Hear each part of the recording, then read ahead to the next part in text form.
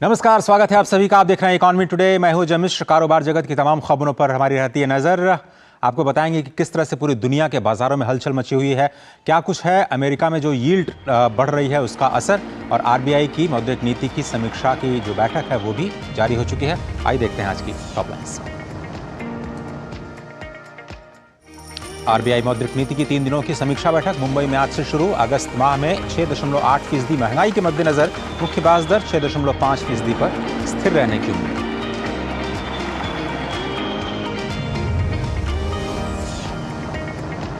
नए भारत की नई कॉन्सेप्ट ट्रेन वंदे भारत का स्लीपर वर्जन 2024 में होगा लॉन्च। रेलवे मंत्री अश्विनी वैष्णव ने एक्स पर शेयर की लाजवाब तस्वीरें।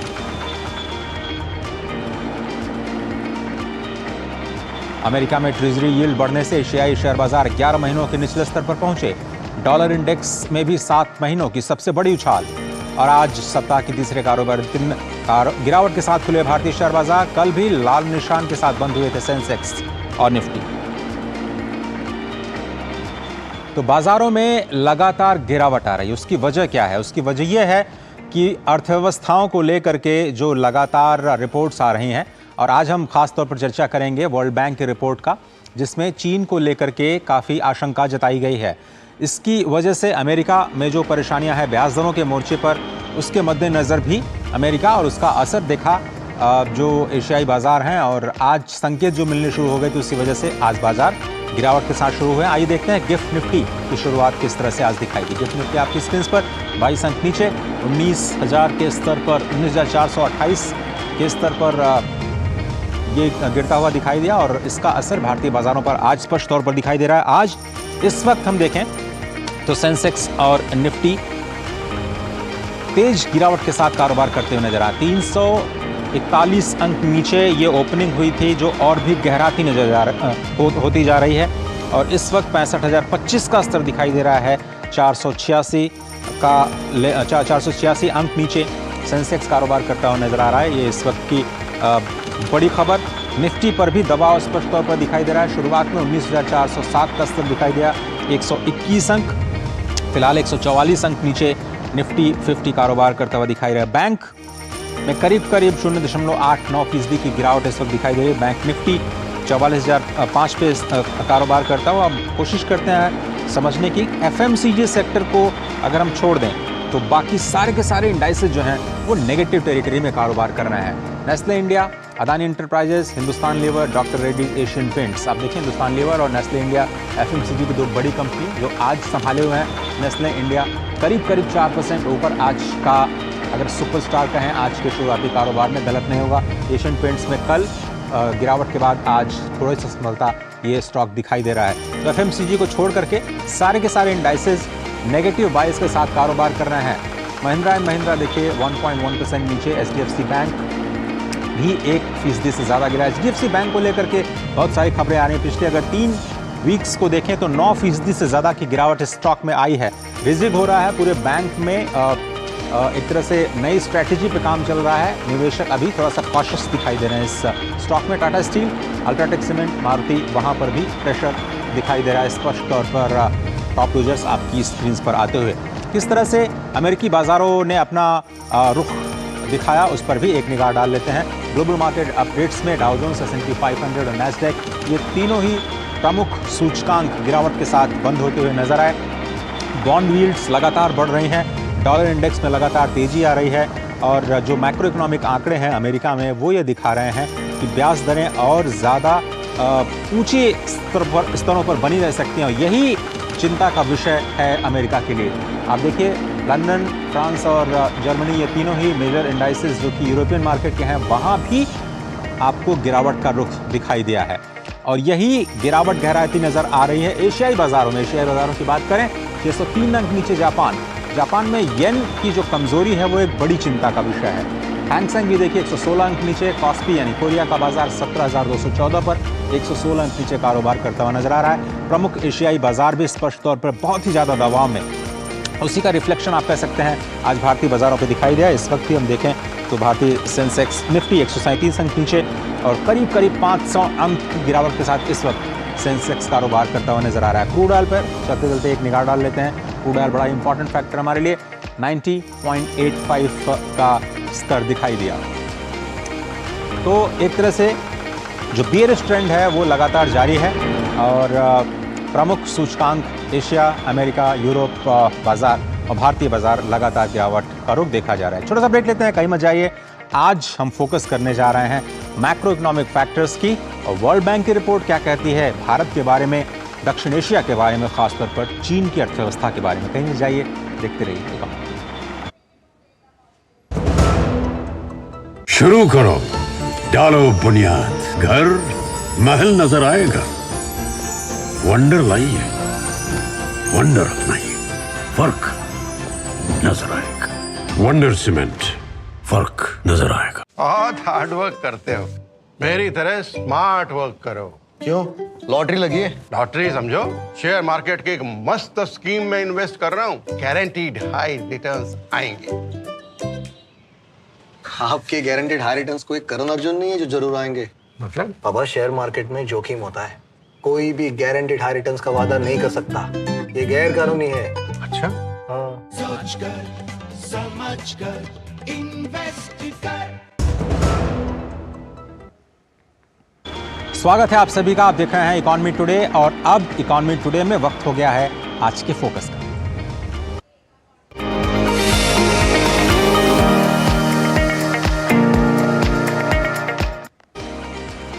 वर्ल्ड बैंक की ताजा रिपोर्ट यानी कहें अपडेट रिपोर्ट पूरी दुनिया के विकास दर को लेकर के आ चुकी है।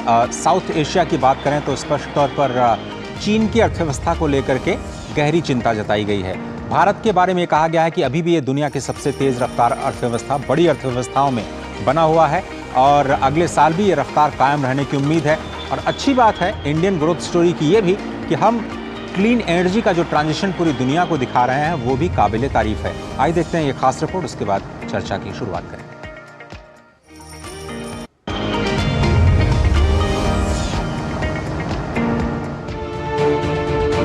वर्ल्ड बैंक की ताजा रिपोर्ट में कहा गया है कि दक्षिण एशिया की अर्थव्यवस्थाओं में भारत की ग्रोथ सबसे तेज बनी रहेगी। वहीं पूरे रीजन को लेकर अनुमान दिया गया है कि दक्षिण एशिया में आर्थिक विकास दर दूसरे डेवलपिंग जोन्स में सबसे तेज रहेगी। हालांकि रिपोर्ट में यह भी कहा गया है कि अगर चीन में सुस्ती जारी रहती है तो इसका असर पूरे दक्षिण एशिया पर दिखाई देगा। रिपोर्ट में कहा गया कि वैश्विक चुनौतियों के बावजूद भारत वित्त वर्ष 2022-23 में 7.2% की दर से सबसे तेजी से बढ़ती प्रमुख अर्थव्यवस्थाओं में एक है। भारत की विकास दर G20 देशों के बीच दूसरे स्थान पर है और उभरती बाजार अर्थव्यवस्थाओं में औसतन लगभग 2 गुनी है। इस लचीलेपन की वजह मजबूत आर्थिक मांग, मजबूत सार्वजनिक बुनियादी ढांचा निवेश और मजबूत वित्तीय क्षेत्र है। भारत में चालू वित्त वर्ष की पहली तिमाही में बैंक ऋण बीते साल के मुकाबले बढ़कर के 15.8% पर पहुंच गया है। विश्व बैंक का अनुमान है कि वित्त वर्ष 2023-24 के लिए भारत की GDP दर 6.3% रह सकती है। वर्ल्ड बैंक के अनुमान के मुताबिक दक्षिण एशिया साल 2023 में 5.8% और 2024 में 5.6% की दर से बढ़ सकता है। चीन की GDP विकास अनुमान को 4.8% से घटाकर 2024 के लिए 4.4% कर दिया गया है। Our team expects India's growth in this fiscal year 23-24, to be 6.3%. This number is unchanged from our previous projection, which was delivered 6 months ago. We are expecting growth to be underpinned by robust private investment, and we expect to see some strength in the services sector as well.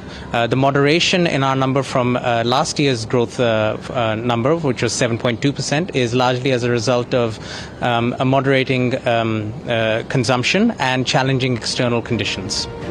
Bharat की अच्छी खबर यह भी है कि देश का service sector काफी मजबूती दिखा रहा है और ये 7.4% की दर से विकास कर सकता है।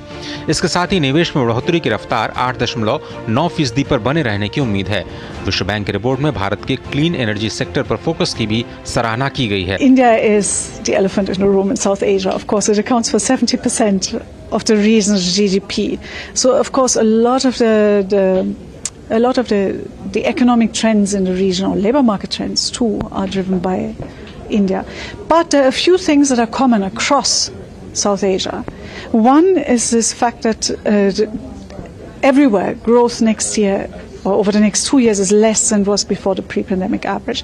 The second are the fiscal challenges. They're essentially cross-cutting across the region.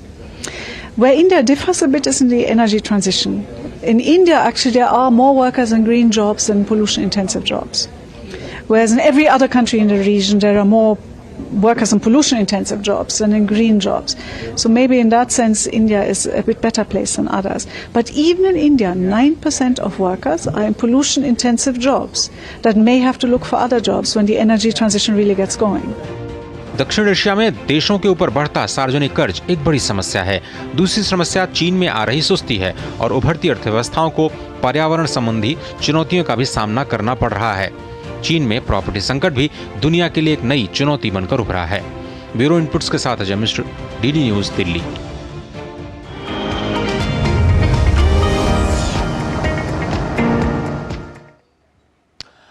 आज के फोकस में इकोनॉमी टुडे में दो बहुत ही खास मेहमान जुड़ रहे हैं। डॉक्टर वरदराज बापट, जो कि प्रोफेसर है फाइनेंस के IIT मुंबई, और सुनील कुमार सिन्हा, जो कि प्रधान अर्थशास्त्री हैं इंडिया रेटिंग्स एंड रिसर्च के। आप दोनों ही मेहमानों का बहुत बहुत धन्यवाद।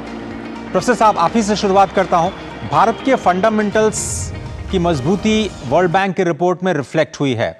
क्या कहें फाइनेंशियल सेक्टर की अगर हम बात करें, मैक्रो इकोनॉमिक इंडिकेटर्स को देखें तो क्या वाकई इंडिया इतनी कंफर्टेबल पोजीशन में है कि अगले 2, 3, 4, 5 साल तक ये फास्टेस्ट ग्रोइंग इकोनॉमी बना रह सकता है? प्रोफेसर साहब। डेफिनेटली भारत ने जो निवेश किया है पिछले कुछ वर्षों में इंफ्रास्ट्रक्चर में बहुत बड़ी बढ़ोतरी की है और उस कारण फॉरेन इन्वेस्टमेंट, विदेशी निवेश भारत की तरफ आकर्षित हो रहा है। दूसरी तरफ हमने टेक्नोलॉजी का अच्छा उपयोग करते हुए फाइनेंशियल सेक्टर की ग्रोथ एक स्टेबल पोजीशन बनाई है।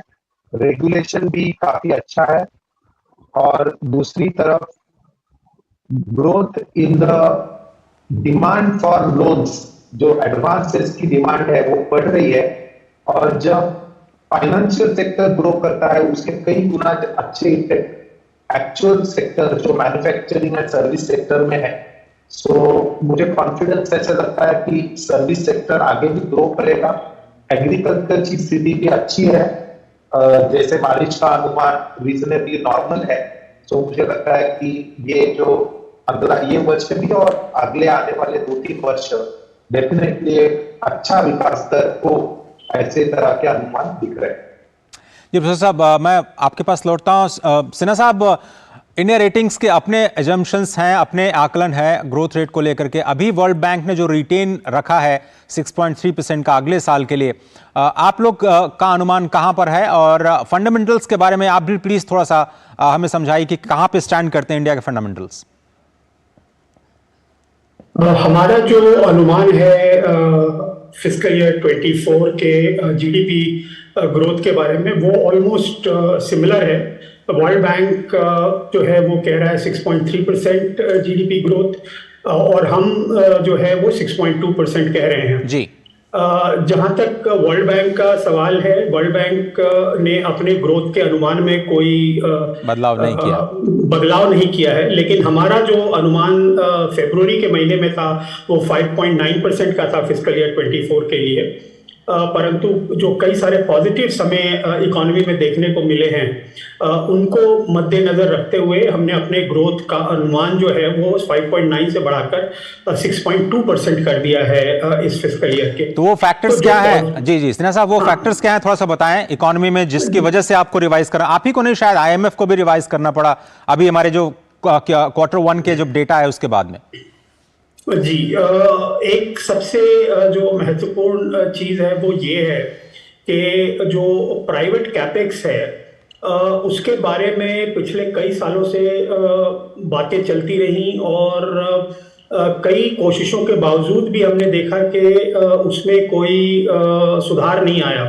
परंतु इस समय जब हमने इकोनॉमी का अवलोकन किया तो हमें ये अनुमान हो रहा है कि वो प्राइवेट कैपेक्स जो है वो ऑलमोस्ट एक ऐसी स्थिति में पहुंच चुका है जहां से कि वो रियलिटी में कन्वर्ट होने वाला है।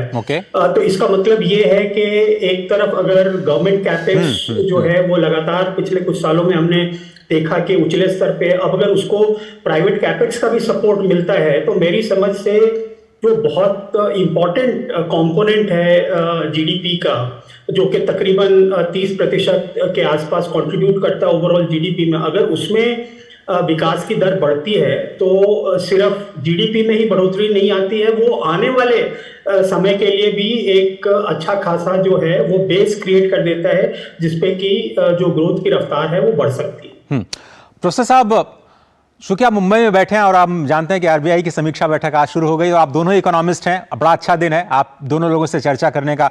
महंगाई हमारे देश के लिए कितनी बड़ी चुनौती है, कितना बड़ा कंफर्ट लेवल है compare to other parts of the world, उस पर थोड़ा सा अपनी राय दीजिए। और ब्याज दरें भारत में आगे जाते हुए कहां दिखाई दे रही हैं आपके हिसाब से? डेफिनेटली महंगाई एक हमेशा कंसर्न का विषय होता है, क्योंकि सामान्य व्यक्ति का जो जीवन है वो उससे बहुत अफेक्ट होता है। एंड भारत क्योंकि एक डेमोक्रेटिक राष्ट्र है, उसका असर सरकार को भी होता है और सरकार उसको बहुत सीरियसली लेती है। किंतु अभी जो ट्रेंड्स दिख रहे हैं उस अनुसार हमारी अर्थव्यवस्था में काफी वेल मैनेज्ड ये ट्रेंड्स दिख रहे हैं। जो 6 या 8 महीने पहले थोड़ी महंगाई बढ़ रही थी वो अभी अच्छे कंट्रोल्स में है, और आगे आने वाले पीरियड में अगर मानसून अच्छा रहा जैसे ट्रेंड्स दिख रहे हैं, मुझे लगता है कि महंगाई कंट्रोल में रहेगी। दूसरा एक बड़ा महंगाई का कारण भारत में होता है वो ऑयल रेट्स बढ़ना। विशेषतः जब यूरोप में जो युद्ध हो रहा है उस कारण ऑयल रेट्स बढ़ रहे थे और इसका एक बड़ा असर महंगाई पे था। बट राइट नाउ ऐसा लगता है कि उस पर एक अच्छा कंट्रोल आया है, हमें रशियन ऑयल भी मिल रहा है रिलेटिवली एट अ डिस्काउंट। सो महंगाई कंट्रोल में रहेगी, और महंगाई का असर होता है इंटरेस्ट रेट्स पे, and that specially affects infrastructure and manufacturing sector. Bharat का मैन्युफैक्चरिंग सेक्टर धीरे धीरे डेवलप हो रहा है, इंफ्रास्ट्रक्चर में पब्लिक सेक्टर इन्वेस्टमेंट आ रही है। इसके लिए मुझे लगता है कि दोनों लेवल्स पे इंटरेस्ट रेट और इन्फ्लेशन चिंता की कोई खास आवश्यकता नहीं है। रिजर्व बैंक उसके ऊपर एक तरह का नियंत्रण बनाए रखा हुआ है और एक अच्छी उम्मीद है आने वाले 2-3 वर्षों के लिए। जी सिन्हा साहब, इससे पहले कि मैं ब्रेक पे जाऊं, आपसे समझना चाहूंगा कि आरबीआई को लेकर के आप लोगों के क्या आकलन है और वो कौन सा फैक्टर्स हैं जिनको आरबीआई ध्यान में रखते हुए ये 3 दिन चर्चा करेगा, और क्या उम्मीद करते हैं आप फ्राइडे को? जहां तक पॉलिसी मेजर का सवाल है और खासकर रिपो रेट का सवाल है, उसमें हमारा अनुमान है कि कोई बदलाव नहीं होगा। और हम ये भी मान रहे हैं कि जो रिमेनिंग 6 महीने हैं इस फिस्कल ईयर के, वो रिमेनिंग 6 महीनों में भी कोई बदलाव की संभावना नहीं है। इसका मुख्य कारण ये है कि जो रिटेल इन्फ्लेशन है, जो कि आरबीआई का नॉमिनल एंकर है, उसमें हमने लगातार ये देखा है कि ऑल्दो जो ट्रेजेक्ट्री है वो धीरे धीरे कम होती हुई नजर आ रही है, परंतु बीच बीच में हमें जो है वो किसी न किसी किस्म का झटका लगता है।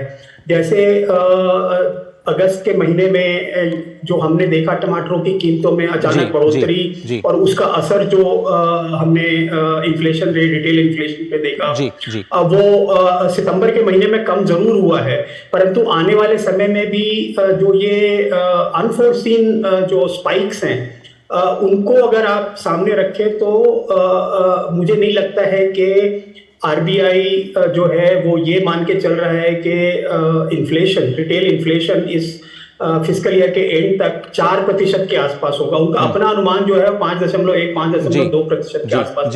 तो ऐसी स्थिति में जब तक कि वो 4% के आसपास नहीं आता है, तब तक जो है रिपो रेट में किसी किस्म के सुधार या गिरावट की संभावना नहीं है। मैं एक छोटा सा ब्रेक लेता हूं, ब्रेक के बाद उस पर हम चर्चा करेंगे किस तरह से क्लीन एनर्जी पर जो फोकस भारत सरकार का दिखा है वो कैसे एक बड़ा पॉजिटिव फैक्टर है ग्रोथ की पूरी स्टोरी के लिए। छोटा सा ब्रेक लेते हैं, कहीं मत जाइए, आप देख रहे हैं इकोनॉमी टुडे। शुरू करो, डालो बुनियाद, घर महल नजर आएगा। वंडर लाइए, वंडर अपनाइए, फर्क नजर आएगा। वंडर सीमेंट, फर्क नजर आएगा।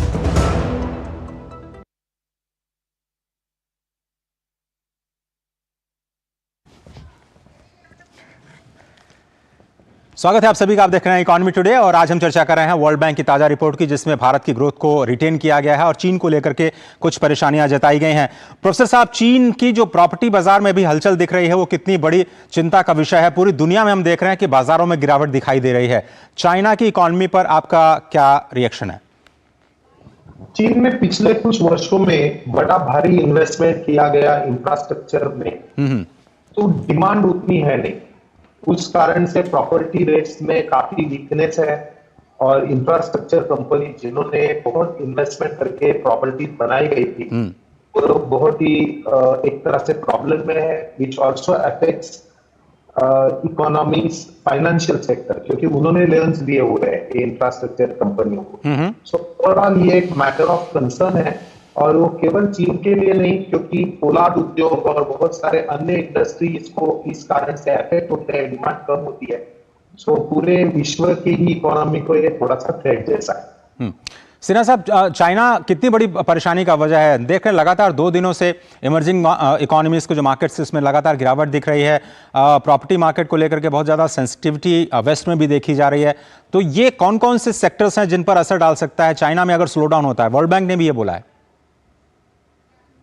चाइना की जो अर्थव्यवस्था है इस समय विश्व की दूसरी सबसे बड़ी अर्थव्यवस्था है और साथ ही साथ चाइना का जो रियल सेक्टर है उसकी ग्लोबल इकोनॉमी के साथ अच्छी खासी इंटीग्रेशन है, क्योंकि चाइना जो भी सामान बनाता है उसमें एक अच्छा खासा प्रतिशत जो है वो एक्चुअली वर्ल्ड मार्केट में या वो एक्सपोर्ट करता है। तो ऐसी स्थिति में अगर चाइना की अर्थव्यवस्था में किसी किस्म की चुनौती आती है या जिस तरीके से उनके प्रॉपर्टी मार्केट में इस समय एक दिक्कत सामने उभर कर आई है, तो उसका असर जो है अगर ओवरऑल चाइना के ग्रोथ पे पड़ता है तो उसके मतलब 2 जो है आयाम होंगे। एक तो ये होगा कि जो ग्लोबल कमोडिटी प्राइसेस है वो ग्लोबल कमोडिटी प्राइसेस में जो उछाल हमने पिछले 1-2 सालों में देखा है वो उछाल जो है वो धीरे धीरे नॉर्मलाइज होगा या वो ऑलरेडी हो चुका है। तो उसमें हम उछाल देखने की संभावना नहीं देखते हैं। तो ये जो डेवलपमेंट है वो इंडियन इकोनॉमी के लिए पॉजिटिव है, परंतु दूसरी तरफ अगर चाइना की इकोनॉमी जो है वो ग्लोबल मार्केट में जा करके अपने एक्सपोर्ट्स को बेच नहीं सकती है या ये नहीं हो, तो उसकी वजह से जो दूसरी अर्थव्यवस्थाओं पे जो उसका असर पड़ेगा उसका जो नेट रिजल्ट ये होगा कि जो ग्रोथ स्लो डाउन आएगा। अब वो ग्रोथ स्लो डाउन जो है वो भारत की अर्थव्यवस्था के लिए और खासकर भारत के एक्सपोर्ट्स के लिए जो है वो एक चुनौती का सबब बन सकता है। तो पॉजिटिव्स भी हैं, नेगेटिव्स भी हैं। बिल्कुल सही कहा आपने। एक्सपोर्ट्स अभी भी हमारे लिए चिंता का विषय है और शायद वहां पर हमें काफी काम करना पड़ेगा in terms of diversification, not only in terms of area but also the products. Professor साहब, फाइनल कमेंट्स आपका, क्लीन एनर्जी ट्रांजिशन कितना इंपॉर्टेंट है? क्या वाकई हम लोग एक क्लीन ग्रोथ ट्रेजेक्टरी की तरफ अपने देश को लेके जा रहे हैं? फाइनल कमेंट्स, वक्त कम है सर। Thank you. बहुत ही इंपॉर्टेंट ट्रांजिशन भारत में दिखाया जा रहा है और एक छोटा सा मुद्दा मैं लाना चाहूंगा कि ओवरऑल ट्रांसपोर्ट सेक्टर में भारत ने जो विकास किया है, इंफ्रास्ट्रक्चर में इन्वेस्टमेंट की है for better transport, better logistics, उसका जरूर एक पॉजिटिव इफेक्ट आने वाले वर्षों में हमें दिखने वाला है। डॉक्टर वरदराज बापट, बहुत धन्यवाद वक्त निकालने के लिए, IIT मुंबई से जुड़ने के लिए। और सुनील कुमार सिन्हा जी, आपका भी शुक्रिया इकोनॉमी टुडे में वक्त निकालने के लिए। एक और इंपॉर्टेंट खबर आपको दिखाते हैं। ऐसे में जब सब लोग पुरानी पेंशन स्कीम को फिर से बहाल करने की बात कर रहे हैं, इसको लेकर के बहस छिड़ रही है। RBI के साथ पेंशन निधि विनियामक और विकास प्राधिकरण यानी PFRDA का भी कहना है कि अगर पुरानी पेंशन व्यवस्था को लागू किया जाता है तो केंद्र सरकार का खर्चा 4.5 गुना और बढ़ जाएगा। साथ ही पुरानी योजना देश के सतत विकास के लिए भी सही नहीं है।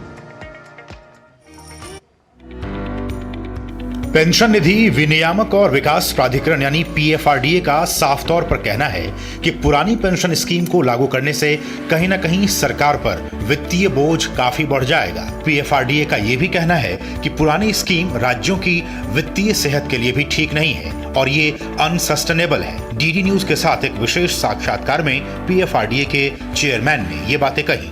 ऑन एन एवरेज 4.5 गुना खर्चा होगा। देखिए, APS के लिए और NPS के लिए अभी थोड़ा कंट्रीब्यूट करना पड़ता है स्टेट गवर्नमेंट को, क्योंकि वो फ्यूचर के लिए है। जी।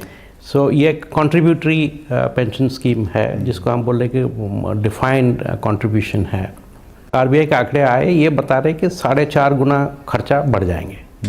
सो इससे चलते हुए जो पेंशन का स्ट्रेस स्टेट फाइनेंस में बहुत ज़्यादा होगा, तरह ये कि एक अनसस्टेनेबल पोजीशन हो सकता है। अब जबकि सरकार इस बात पर लगातार जोर दे रही है कि हर कोई, खासकर अनऑर्गेनाइज सेक्टर के लोग भी एनपीएस का लाभ उठा सकते हैं, पीएफआरडीए का कहना है कि पेंशन स्कीम में शामिल होना सभी के लिए जरूरी है और हमें एक पेंशन आधारित समाज का निर्माण करना है। तो पेंशन तो एकदम जरूरी है, और वो जो लोग सोचते हैं कि जो हेड ऑफ फैमिली के पास एक ही पेंशन है उसके लिए सबका भला हो जाएगा, वो सही बात नहीं है।